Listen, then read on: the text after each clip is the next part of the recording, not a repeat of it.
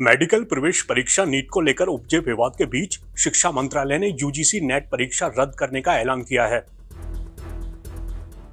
इस परीक्षा से जुड़े मामले को जांच के लिए सीबीआई को सौंपा गया है। इस बारे में शिक्षा मंत्रालय ने कहा, यूजीसी को गृह मंत्रालय के तहत भारतीय साइबर अपराध समन्वय केंद्र की राष्ट्रीय साइबर अपराध खतरा विश्लेषण इकाई से परीक्षा के संबंध में कुछ सूचनाएं मिली।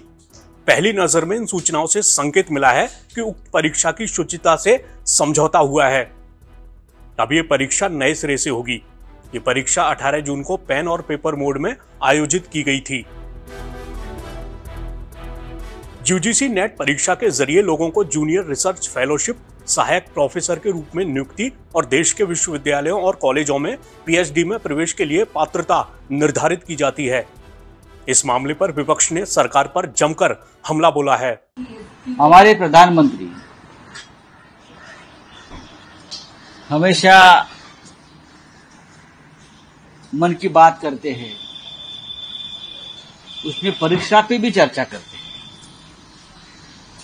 लेकिन देश के ये महत्वपूर्ण परीक्षा में जो घोटाले चल रहे हैं, जो फ्रॉड चल रहे हैं, उसमें अब तक उस परीक्षा पे प्रधानमंत्री ने चर्चा नहीं की। बाकी सब पर चर्चा करते हैं। इटली में जाकर आते हैं, वहां चर्चा करेंगे,